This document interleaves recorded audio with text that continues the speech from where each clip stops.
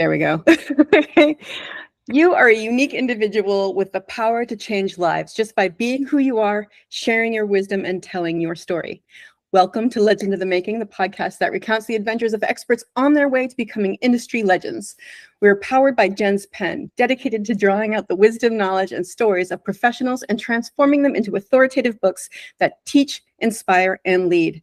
Our legend today, everyone, is Mark Dolfini. Hi, Mark. Hello. Hello. I imagine like the audience clapping. I know. I'm imagining that. I feel like I need to walk around with an entourage, just with a clap machine. So that works for me. Oh my God, that'd be fantastic. Even if it's not an entourage, it's like off screen. You can do a little, yeah. Or has my theme music as I walk through, and my pensive theme music, and scratching my imaginary beard and things like that. That would be brilliant. I think you should. Do you have a theme, or do you need to come up with one? Because I don't know. Now I feel like I need to have like walking theme music, and very pensive. Sort of like a dust in the wind. Like when I'm. That would be fantastic. It would be, yeah. We'll work on the montage the next time. All right. Okay. So Mark, can you please tell us a little bit about who you are, what you do, and how you got there? Sure. So, I think if I was to really kind of sum it up in just a few words, it's about all the mistakes that I have made, and I think that I am living proof that you can make a lot of mistakes and you can get it a lot more wrong than you do right and still do pretty well in your life. So can't say that I have made it. And I love the title of your show, Legends in the Making. I don't know that I ever want to consider myself a legend, but maybe, I don't know. Other people can. Yeah, other people can, for sure. They can create a legend in their mind. But the thing, it was really interesting. So we'll kind of go back.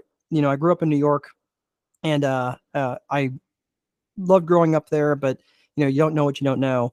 And I had, grew up in a small town. It was kind of a lot of people that didn't really know. You don't know what you don't know. And we traveled as family and stuff like that. So you got to see the world a little bit. But it wasn't really until that I had joined the Marine Corps and left New York and really traveled the world. I'd been in 20 plus different countries. And, during my time in the Marine Corps, I was actually a navigator on C-130s. At the time, I was a celestial navigator. So we were still using sextants to travel, to shoot celestial lines of position going across the Pacific and Atlantic Oceans at the time. Yeah. So that's a real thing in our lifetime that actually happened before. Your service, and that's amazing. Thank you.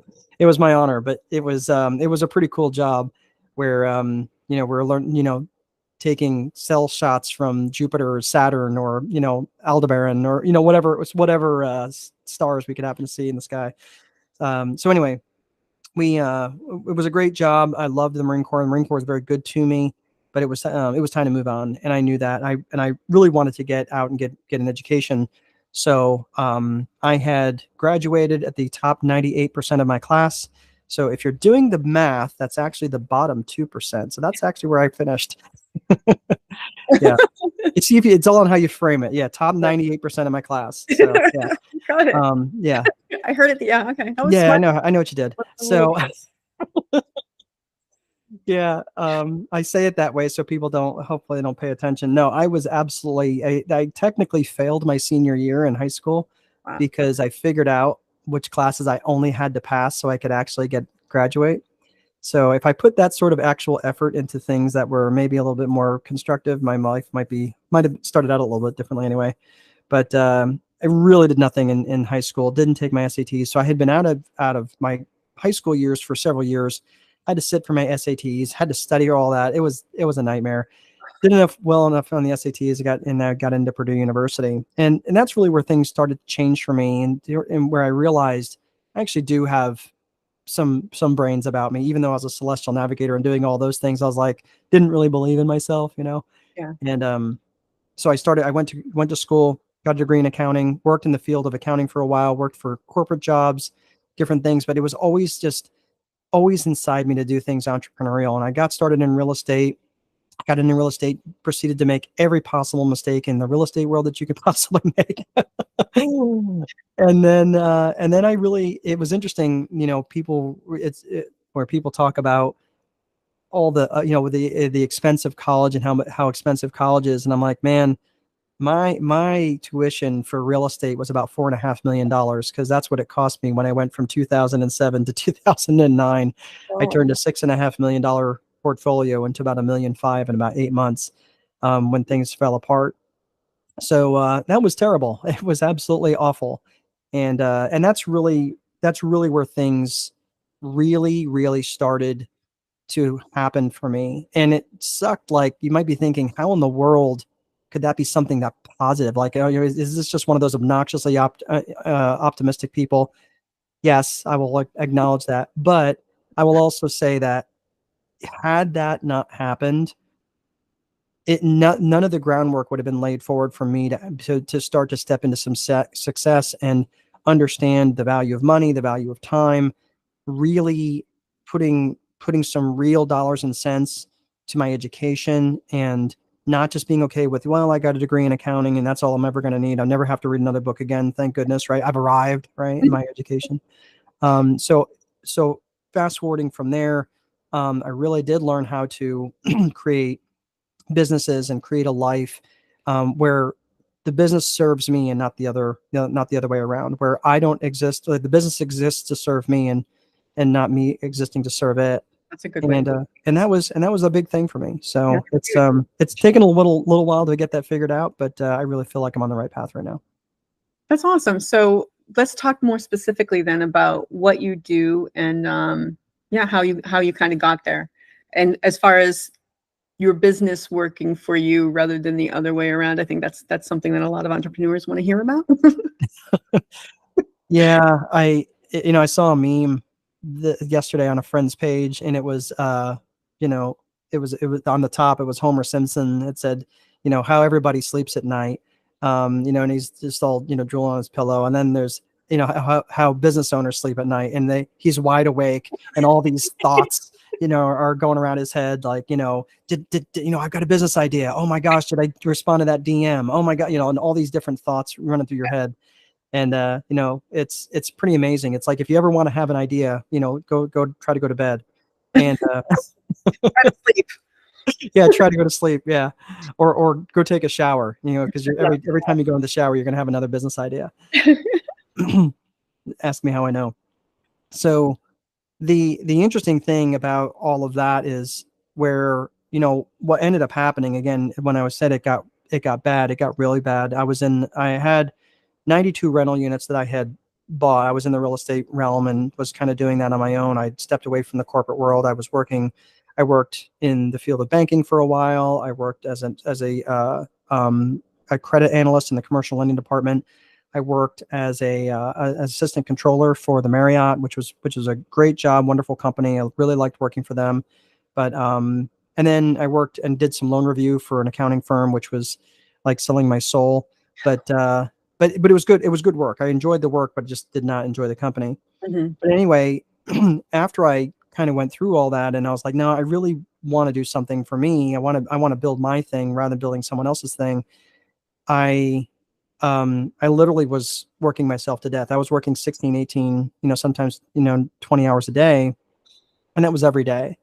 And then when 2008 came along, I had all these people not paying me rent. And I was like, oh my gosh, I got to get these apartments turned. So that those 18, 20-hour days turned into 24 and 30-hour days. And it was terrible. I mean, it was absolutely mad. It was absolute madness. So if you don't think that a lifestyle like that will catch up with you, it does. And it did in this particular case. And I ended up with double pneumonia. And I literally almost died in the hospital, quite literally almost working myself to death. So Okay. when people say that, that's like, oh wow, I'm working myself to death, like, I literally laid in my back in the hospital, and I will never forget this woman. And I'm not even sure if I imagined it or if it was actually real. I'm pretty sure it was real. But this hospitalist came in and she said, she was a physician, and she says, I'm referred to as a hospitalist. And I was like, oh, okay. And she's like, well, she's like, you have this double pneumonia. And she said, and people who look like you don't land in hospital beds like this.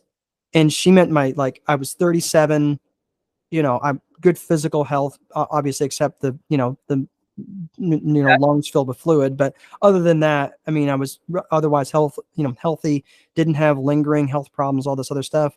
Mm-hmm. So people who look like you don't lay in hospital beds like this. You really need to examine what's going on in your life. And she didn't know anything she didn't know I was a business owner. She didn't know anything about my Wow. life or lifestyle. And I was like, huh. I was like, okay. All right. Wow. And That was like a wake up. yeah, yeah. So like with a shock collar. So it was in that moment where I really did. I was like, well, I proved that I could make money in the corporate world. I proved that I could do all these other things. Why was I trying to kill myself and do this? It would literally make pennies on the hour. Mm. So I really started to figure out and really became a student of business, not a business student like in college, but a student of business. And I Mhm. looked everywhere for examples. I looked everywhere for examples of, like everything from Starbucks to Burger King to the tire and muffler shop that ran really, really well down the street from me. Everything. I unpacked it all. And I came down to this idea around, and this is what I wrote about in my book, on my last book, the Vision Infrastructure Process Method. It's about the book's called The Time Wealthy Investor 2.0, but it unpacks the vision infrastructure process method around, first and foremost, around vision. Where am I trying to go and why? What's Mm. the personal vision about? And then what's the business vision about? Most people, most entrepreneurs, and I suspect that you have a few entrepreneurs that watch this show, right? That when you have when we entrepreneurs, it's like, well, what are you trying to accomplish? Most often they say, what? Well, I really want to make 30 grand a month. I really want to make 100 grand a month. I really want to sell this number of houses, or I really want to sell this number of widgets, whatever it is. That's great. Except that's a business vision. And here's the main thing that I did not understand then that I came to understand later is that when you create a business vision before you create a personal vision, you end up creating a life that exists to serve the business. And that's exactly what I did. And that life absolutely sucked. Mm. So it was really about unpacking a personal vision that was in alignment with that business vision, and then having the business vision serve that having that business vision serve that personal vision. And that was a big, big turning point for me. That's huge. I think that's a huge thing, and it would be great for people to learn that before they get like pneumonia. So I'm glad that you're here telling people about it. Yeah, yeah. It literally, it really scared the absolute crap out of me because I didn't know. I really didn't think I was going to make it. I was like gasping, like mouthing for air, like a fish out of water, like, oh wow, huh? And it was really bizarre because the amazing thing about hypoxia is that you get euphoric, and I was like, oh wow, I think I'm dying, huh? I wasn't panicked. Sad, I right? was, I was actually freaked out about how calm I was. I was like, huh, wow, why am I not more freaked out about this? Um, Wow. but yeah, so with that vision in mind, once you create that personal vision around what you really, really want, and again, when you answer the question honestly and say, well, let me figure out, let me make 100 grand a month and then I'll figure out my personal vision. It never happens. And No. the reason I know that is because I sit in a mastermind with people who literally make 6 and 7 figures a month and they're still trying to figure out their personal vision. I'm like, man, yeah, because they did it out of order. Right. They still have a life that serves this business and they don't know how to extract themselves from it. And they're like, oh, that won't be me. Okay. I'm just telling you, there's so many folks who are massively smarter than me that have the same problem because they don't know how to dislodge themselves from, because they want to make 8 figures a month and then 9 figures a month. That's always the next thing, Ooh, because that becomes that lie that they're trying to chase. right. That just seems so, yeah. That seems kind of pointless to me. It's like, you're doing pretty well. You're okay. Uh, Yeah. Yeah. It's just about a question of enough, right? right. Exactly. Exactly. And that's sad that, anyway, that's a different, that's a lot. Yeah. Yeah. It's a lot to unpack there. So what was your personal vision? What got you going? Uh, So the way that I look at personal vision is kind of like a funnel, right? It's like a V.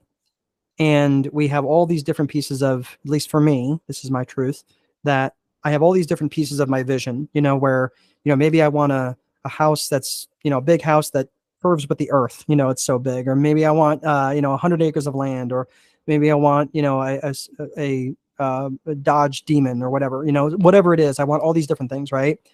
Except I really believe that what is next is what's important, because we can have all these different things floating around in the funnel, but it's the tip of the funnel. It's the point of the funnel. That's what's next.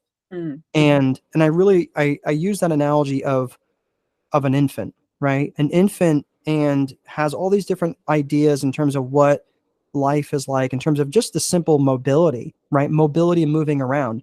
And you know, a baby can look around and see like, oh, well, that person can walk, and that person can run, and that person can ride a bike, and that one can use a pogo stick, and that one can drive a car, and that one can just walk, right? And that one can crawl. So all these different things. Well, the first acts of of mobility for a baby is what? It's rolling over, right? Mhm. So the tip of the vision in that point is just rolling over. That's the next thing. That Mhm. is the thing. So rather than trying to focus on all those things at one time, you just allow it to kind of progress naturally in a funnel. Now, it doesn't mean that those other things are unimportant, but that's the thing that's next. Mhm. So once they learn how to roll over, I mean, we never have to be trained on how to roll over again, unless you just had way too much bourbon the night before, you know, fireball, and you're like, Friend has to be rolling like, over. "Get Yeah. over." Yeah, exactly. Yeah. Someone help me. I don't remember, but I know that there's a way to, you know, right? You don't have to, even then, you don't have to be trained on how to roll over again, right?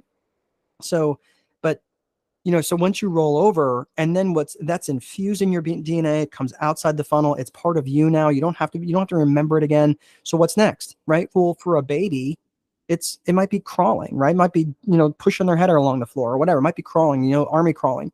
But you know, and then after that, and then that they learn that, and then after that, they may learn to stand, right? And then they maybe learn to take a step or two, right? My daughter, she does this knee walking thing. She's 17 months old, and she does this knee walking thing where she's on her knees, but and she walks, but she's on her knees, but she goes really, really fast on her knees. It's hysterical. But she'll walk, but she goes way faster on her knees, and it's actually kind of hilarious about how fast she can actually go, and she takes off.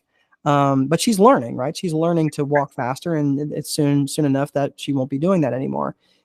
And that's the natural progression of things. And for us in our personal vision, like my personal vision in that moment, you asked me my personal vision, it was to live. And I know that sounds really simple, but it was a pretty straightforward thing. I need to live, and I need to get out of this effing hospital because I do not want to be here anymore. So beyond that, then once it was okay, let me set that aside. Then it was just simply, I just want to be able to pay my bills. And I know that doesn't that's kind of sounds like like not a personal vision thing, but a business vision thing.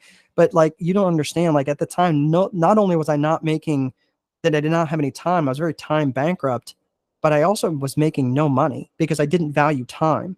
People think, well, let me make a bunch of money and I'll buy back my time. I think it's the other way around. I think once you learn how to manage your time, actually, I said that wrong. You manage yourself within time. You cannot manage time. You can't take 20 minutes of time, put it in a jar, and bury it and use it, use it later. But you can manage yourself within that construct of time. So once I learned to manage myself a lot better and be much more intentional with my time, all of a sudden, like, holy crap, I can pay my water bill and my electric bill in the same month. I'm like, wow, and I have a little extra left over. I'm like, huh, what does one do with this money thing? I have no idea. I have $17 left over. Holy crap, you know. Yeah, yeah. I'm gonna go for the high Hungry. end ramen noodles this month. You know, it wasn't even the knockoff brand. I actually bought ramen noodles, not the, not the knockoffs, you know. I'm so fond of diarrhea. I don't know why I would give these up. But but I don't know. anyway, yeah. So, it's that was my vision though, and it was just okay. This was my next goal is to be able to pay my bills. Okay, now I want to level up my housing because the house I was living in was horrible, and I just kept doing that. And remember, there's pieces of the vision that come true, and there's other pieces of the vision that kind of linger around in that funnel for a while. That you're like, why is this even in here anymore? I don't really even want that. I don't want the stupid speedboat. I just put it in there because I thought it would impress people. I thought it was something I was supposed to want. And then when I got really intentional about the things that I did want, all of a sudden these things really, I was like, oh, huh, yeah, I really do want that. That's something I really do want. It's something that's important to me because it has real meaning. So it evolves and it does change. I think the point about time is a very, very important one. That people don't really give enough. People who are not as successful don't give enough credence to. You know what I mean? They're like, "Oh, I'm fine. I'm just gonna go eat a sandwich. It's fine." Got a tuna melt in the toaster. Yeah, right, right. So what is your overall, like, so you've got these visions and they're kind of that one that you were talking about is to live. Mhm. They're the what's next thing. So what's next? Where is that progressing to? There must be a Yeah. direction. Yeah, it's a great question. And if you ask me this in a few years, it's going to be different because Right. that's the nature of vision, right? Because we evolve as human beings. I mean, since, you and I got to know each other, I mean, we are both different, right? I was doing a different podcast myself and I was in a different line of work. I was teaching and coaching more in the real estate space. Now I'm doing more of the entrepreneurial stuff and more as a strategist, which is absolutely positively what I'm supposed to be doing. But it all is in alignment with who I am as an individual. Uh-huh. And it's really interesting that we have an 18-year-old, a 15-year-old, and a 1-year-old at home. Wow. And people say, and it's interesting because people will say, oh, there's your whoops, baby. And I was like, no, it absolutely is not. We were very, very intentional about wanting to expand our family again. We were very intentional about wanting to have another child. Now, granted, I'm not sure I really thought that through as I'm holding my 1-month-old daughter on my 50th birthday. I'm going, wow, and now she's like tearing around she does 700 laps around the chair every night. And I'm, trying to keep up with her, but it's an absolute blast. But it is 100% born of vision. My bride and I, we wanted more children, and that was absolutely intentional. We are considering one more, and we're looking at moving into a house that can accommodate our whole tribe, this family of 6. So that's what's on the personal vision side. Mhm. Contribution is really, really important to me, and I say contribution, but most people, when you think about contribution, like one of my real superpowers is teaching. Mm. And I can say that I am great at that. I'm great at teaching and I'm great at coaching because there's a lot more things that I am horrible at.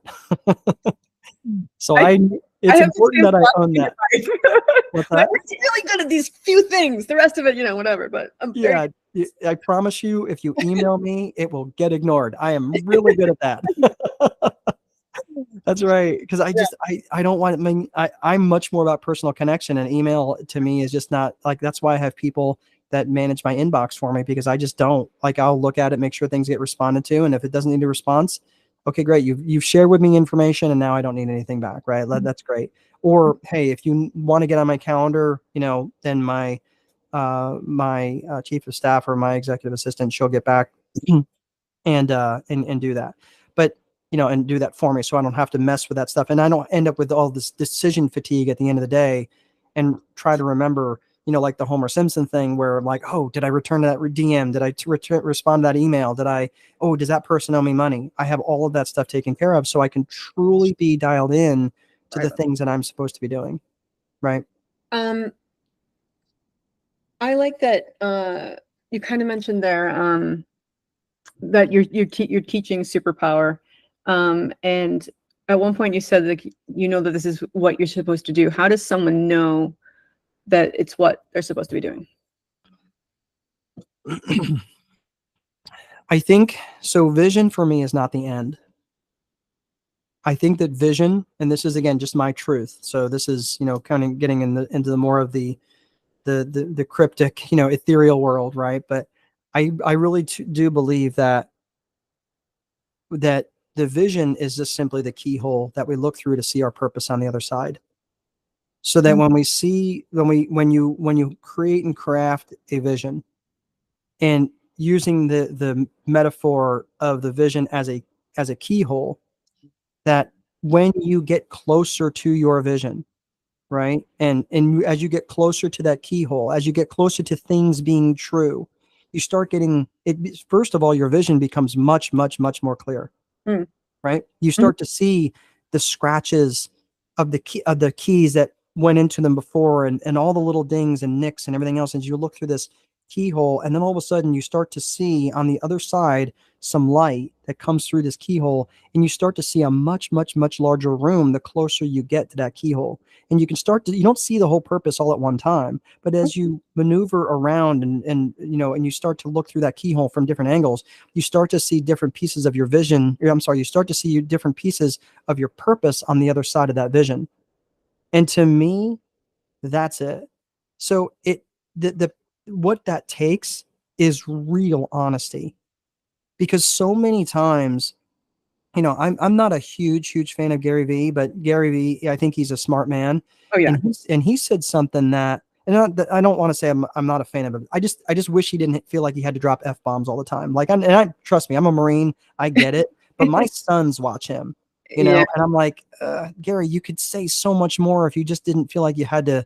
I think he does it as a nervous thing, and I don't think he recognizes it. Maybe he does. Like I said, he's a smart dude. I'm sure maybe he's got a purpose for it, but um but the thing that I noticed is he said, it's really interesting.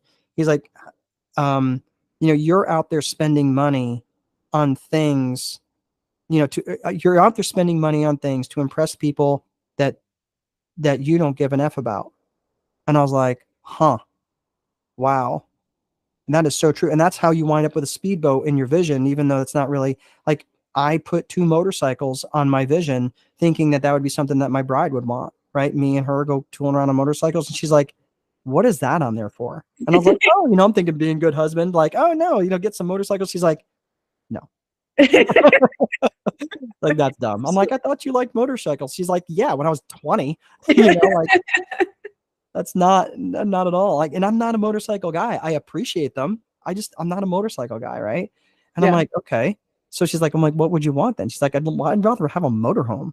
And I'm like, a motorhome, like, okay, like that I can get behind, right? Right. So it was really interesting that it takes this real honesty about who you are, Mhm. about what you really want, and sometimes that's really hard, because especially if you don't like yourself, right? And I had trouble with that. That when you get a real clear vision of when you get a real clear vision of who you are, right? Or you get a much clear when you get a much clearer vision of where you want to go, you get a much clearer vision of who you are. That's what I'm trying to say. When you get a Mm. much clearer vision of where you want to go, you get a much clearer vision of who you are. And when you don't like yourself, it's really hard to come up with a vision. Yeah. So I think when you really are honest and you start doing the vision work first, I think you do start to see your purpose on the other side. But you can't, I think it's really hard to start with your purpose and go, well, what am I here for? I think that's the tail wagging the dog, in my opinion. I really do believe that if you come up with a vision first, especially if you're having trouble figuring out what your purpose is, I think that's a great way to do it. That's really interesting. Um, yeah, sorry, I'm just thinking about how uh that deciding what your purpose is, you find your purpose along the way, and I find that to be true in my life. It's like, oh, I'm doing this and this is my purpose, and all of a sudden something else happens and you're like, oh wait, no, the two things combined. And it just keeps going like that. So it's really interesting. Yeah. And I've seen that evolution in you, like which has been a great evolution to witness, because you have a real gift in writing, and you have gifts in other things too. And it's just like right now, doing what I'm doing as a strategist for, Christian married business owners, business couples, if you will. I like working with that avatar because I'm a member of that avatar. I know all the struggles, and I know a lot of ways to get it wrong. Right? Like, Right. 7 years ago, my bride and I almost called it quits because we were just more stuck on being right, and being more committed to our hurt feelings than we were to one another.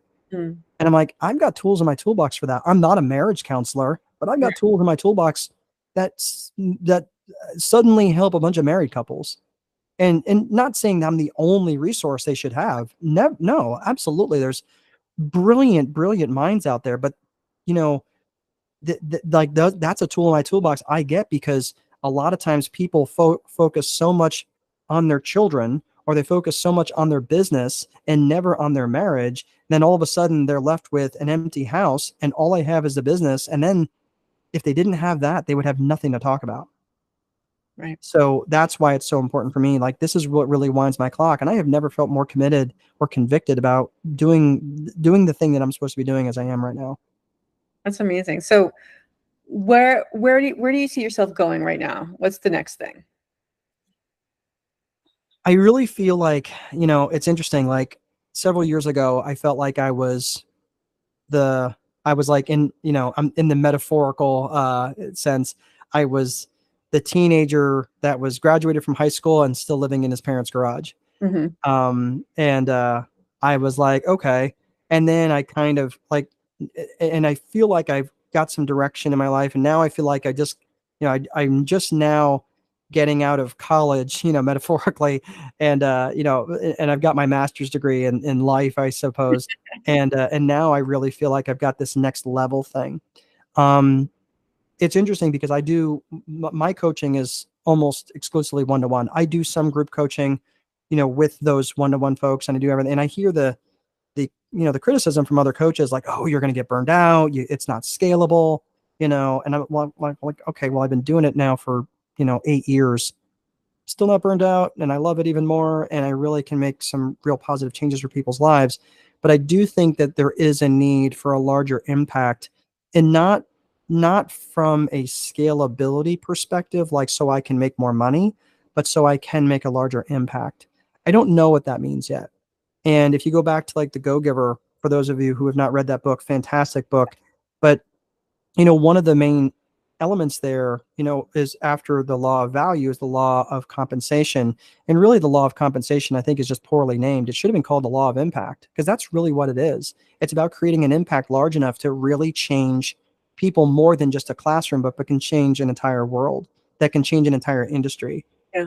And that's where, and again, I'm not suggesting that they need to change the book. The book was great. But I was looking at it, I'm like, why didn't they just call it the law of impact? Because that's really what it's about, is creating that impact for an audience that's way more than just, me coaching 50, 60 people on a one-to-one basis. So I don't know. I think I'm not 100% sure. I haven't quite thought that through. I'm not sure that that's even part of where, God wants to lead me, but I feel like feel really compelled in that direction for right now. And that's been calling on me quite a bit. So not sure what that'll look like. Maybe it's maybe it's on a stage in front of thousands, and maybe not. I'm not 100% sure what that is just yet. I love that idea that you just kind of trust that it'll be what it needs to, you know what I mean, rather than being too hard on yourself about it. Just like, okay, this is what I'm supposed to be doing, and the next thing will appear when it's supposed to be there. I've learned that one of the worst things that I did as an entrepreneur is not afford myself grace when I deserved it. And I work with some people that are extremely hard on themselves. And they think, well, if I'm not hard on myself, I'll never get anything done. Well, actually, the data show otherwise. Yeah, other way around. Yeah. If you've not read, there was a book by Dr. Kelly McGonigal called The Willpower Instinct. And I've been through that book probably 40 times, because there was so much information in there, so well researched and so well documented.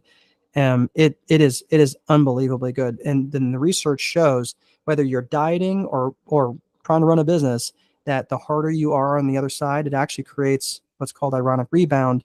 And it actually creates the opposite. The opposite effect. Actually, ironic rebound is something different. The ironic rebound is actually known as the white bear effect. Like, don't think of a white bear. Oh, right. Yeah. Like, one thing of a white bear, right? That's ironic. So, but when you're actually creating, when you think of something, when you're actually you're creating this dissonance within yourself, it's actually creating the opposite problem. Like, okay, well, now because our brains are regulating mechanisms, it wants to regulate our mood. So because it's like, okay, well, you're trying to quit smoking and you feel bad about it. So what do? You go have a cigarette to feel better. So it's just interesting that actually comes up. But so anyway, absolutely being gracious to yourselves. It's absolutely, even though it says, well, it lets myself off the hook. No, it's just affording yourself grace, saying, hey, look, you may have stumbled. That's okay. Let's recommit. Let's get back on the wagon. So it's called the what the hell effect. That's what it's called. It's actually that's the name that these two researchers, Janet Pollavy and C. Norman Herman, they did a research study that says basically it's like, okay, so it's indulge, you feel guilty, and then binge, right? So it's so what happens is you indulge in the carrot cake, right, or whatever, right, the ice cream, and because you feel guilty about it, right, then you just go, well, what the hell? I've already blown my diet, may as well just go ahead and binge. Yeah. Well, that happens in all sorts of things, whether it's spending, whether it's whether it's working out, whatever it is. So once you can, if you afford yourself grace, there's no shame, there's no guilt in that. So it breaks that cycle. It breaks the what the hell effect cycle. So that's actually what's the neat research around that. That's a really, really important thing for people to know, although it's much easier said than done. Yeah, it doesn't have to be though. I mean, if you get used to affording yourself some grace, if you get used to affording others grace, it actually becomes a habit, just like anything else. It's pretty cool. Yeah, it really is. It really, yeah, no, it really, really is. I'm starting to learn the affording yourself grace thing. I'm like, oh, okay, I won't beat myself up over that. It's okay. It's all right. I'm a human being. It's great. It is. Yeah. Yeah. All right. Well, thank you, Mark. Thank you for sharing your invaluable insights and experience with us today. How can people get in touch with you, and who should get in touch with you? So again, really anybody that's feeling stuck, especially for those of you who are struggling with procrastination, struggling with self-sabotaging behaviors, and they show up in so many different ways. Some of my favorites, some of my personal favorites, and these are, from my top 10 hits. These are all things I struggle with. Obviously procrastination shows up in so many different ways. Whether it's excessive research or just seeking perfection, or any number of ways where procrastination shows up, or even other things like where you're buried in activity, or you're stalled in inactivity. You're not even sure what to start on because you have so many different things. Having a bad relationship with money, having a bad relationship with time, those are all self-sabotaging behaviors, and so many other things, even like rescuing others. Well, I mean, let's face it, we rescue other people because when we're rescuing others, who are we not working on? Right. Oh, you're a mess. Oh, I can fix you, right? Meanwhile, like, dude, you got other things to work on. So, rescuing others is a big problem too. So any business owners, even if you're not a business owner, you're even thinking about being in the entrepreneurial space, real estate or otherwise, I love working with contractors. Feel free to reach out. You can go to markdolfini.com. My website's getting worked over right now. So hopefully by the time you guys, see this, or you want to reach out, you can just reach out and we'll schedule a call. It's a free mini coaching session. I don't do a hard sales pitch. That's not at all my approach. I just like working people, and I like working with people, like helping people any way that I can. So feel free to reach out, go to markdolfini.com, or of course I'm on all the social medias. I'm not hard to find. All the medias. Yeah. All the medias. Awesome. Well, thank you so much. And I want to thank everybody out there for joining us on this epic episode of Legend of the Making. We are powered by Jen's Pen, where every voice holds a story and every journey is filled with lessons. As a legend in the making yourself, it is your duty to share your voice and lessons for the benefit of others. So go to jenspenbooks.com to find out how I can help you do that. Until next time, I just want you all to remember that everybody has a tale to tell. So what's yours?